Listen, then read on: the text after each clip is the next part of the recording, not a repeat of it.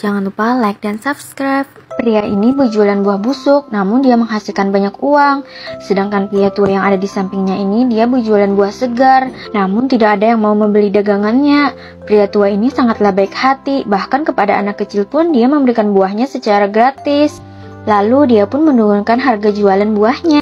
Lama-kelamaan dagangannya pun mulai laku dan banyak pembeli yang membeli dagangannya. Pria ini tidak suka melihat dagangan pria tua ini laku terjual. Lalu dia pun menurunkan harga dagangannya lebih murah dari si pria tua ini.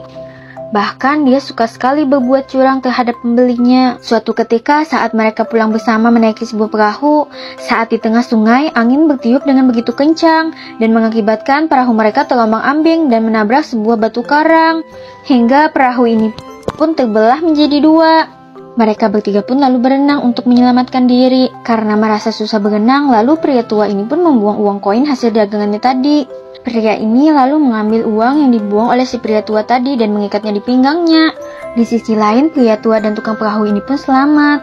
Sementara pedagang ini tidak bisa bergerak karena beban berat akibat uang koin yang ada di pinggangnya. Dia pun berusaha untuk melepaskan uang koin yang ada di pinggangnya, namun dia menjeratnya terlalu kencang dan akhirnya dia pun tenggelam. Beberapa saat kemudian para warga pun menyelamatkannya, namun dia sudah tidak berdaya lagi, akan tetapi dia masih sempat-sempatnya untuk memegang uang koin yang ada di pinggangnya. Para warga yang melihat kejadian itu pun sangat menyayangkan tindakannya karena lebih mementingkan harta dibandingkan keselamatan dirinya sendiri. Ceritanya, tikus ini sangatlah penakut. Dia sangatlah takut akan ubah, serigala, dan bahkan dirinya sendiri. Bahkan kepada angin yang bertiup dan juga ranting yang bergerak, dia langsung sembunyi. Karena hal itu, hewan-hewan lain pun mengoloknya. Suatu hari, tikus memberanikan diri untuk mendatangi raja hutan sang singa. Ternyata singa sedang tertidur di depan goanya. Lalu tikus pun memanjat ekor singa dan langsung naik ke punggungnya. Meskipun dia sangatlah takut, tepat pada saat itu ternyata singa terbangun dan dia pun langsung menggerakkan bulunya. Dan akhirnya tikus pun terjatuh dari punggung singa. Singa pun langsung memarahi tikus karena telah berani menaiki punggungnya. Tikus pun meminta maaf dan memohon agar dirinya dilepaskan, serta dia ingin singa melindunginya. Tikus pun berjanji jika dia dilepaskan, dia akan membalas budi suatu hari nanti. Mendengar hal itu, singa pun langsung tertawa, dan karena merasa kasihan, singa pun melepaskan tikus. Beberapa waktu kemudian, singa merasa kelaparan, dan dia pun berkeliling hutan untuk mencari makanan.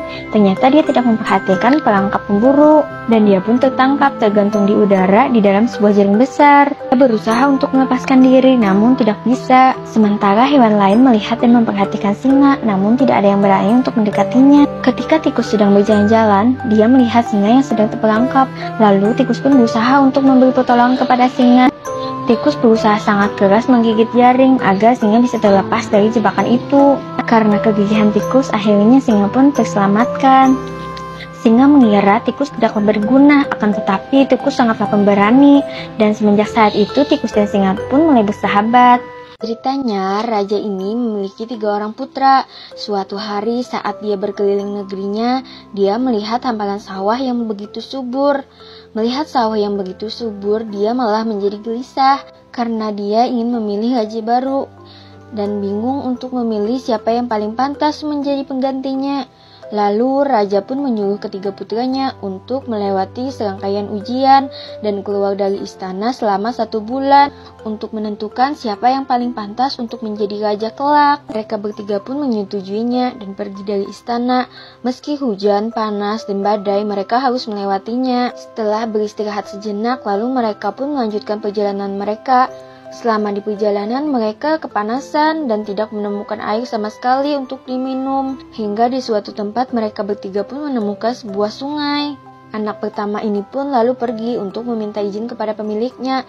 Namun kedua adiknya ini langsung meminum air sungai tersebut dan lama-kelamaan mereka pun keracunan dan meninggal. Anak laki-laki ini pun merasa sedih dan tidak ingin ayahnya menjadi sedih juga atas kematian 2 orang putranya. Beberapa saat kemudian datang seorang kakek-kakek dan menawarkan sebuah bantuan. Namun dengan syarat dia yang akan meninggal jika kedua saudaranya kembali hidup. Anak tertua ini pun menyetujui persyaratan dari si kakek, asalkan kedua saudaranya kembali hidup, dia ikhlas jika dia harus mati. Kedua saudaranya pun lalu tersadar, Dan kakek tua ini pun lalu berubah wujud menjadi ayahnya. Ternyata kakek tua itu adalah ayahnya sendiri. Dia hanya menguji ketiga putranya, dan akhirnya dia pun menemukan siapa yang paling pantas untuk menggantikan posisinya kelak. Ceritanya, bocil ini tinggal bersama dengan ayahnya. Karena ayahnya tidak mampu lagi bekerja, dialah yang mencari nafkah sehari-harinya. Setiap hari dia memancing ikan di sungai, dan hasil dari tangkapan pancingannya dia jual ke pasar, dan sebagian lagi untuk dia makan. Hingga suatu ketika saat dia memancing ikan di sungai, dia belum mendapatkan ikan sama sekali. Dan beberapa saat kemudian, dia mendapatkan ikan yang begitu kecil, namun dia sangat menyukai ikan kecil itu, dan langsung membawanya pulang ke rumahnya.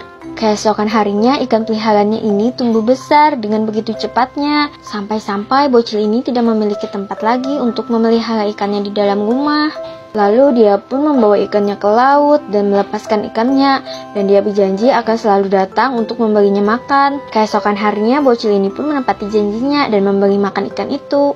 Dan di saat dia sedang memberi makan ikannya, ternyata ada 3 orang pemuda yang sedang melihat kejadian itu, dan dia pun berkeinginan untuk menangkap ikan si bocil ini. Setelah bocil ini pergi, ketiga pemuda ini pun langsung menangkap ikan peliharaannya.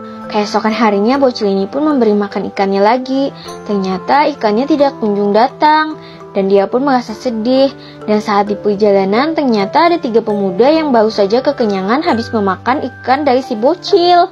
Bocil yang mengetahui ikan peliharaannya telah dimakan 3 pemuda ini, dia pun langsung menghampirinya dan langsung memarahi ketiga pemuda itu. Dan ketiga pemuda ini malah memarahi balik si bocil dan langsung melemparkan tulang ikannya. Lalu si bocil ini pun mengubur tulang ikan kesayangannya di depan rumahnya. Dan keesokan harinya dia terkejut karena melihat pohon yang begitu besar di depan rumahnya. Tepat di atas dia mengubur ikan peliharaannya. Dan ternyata pohon itu berbuah emas dan menjadikan mereka berdua menjadi orang yang terkaya di kampung mereka. Meski mereka berdua menjadi orang terkaya di kampungnya, namun mereka berdua tidaklah menjadi orang yang sombong. Mereka berdua seringkali membantu warga miskin yang ada di desa mereka.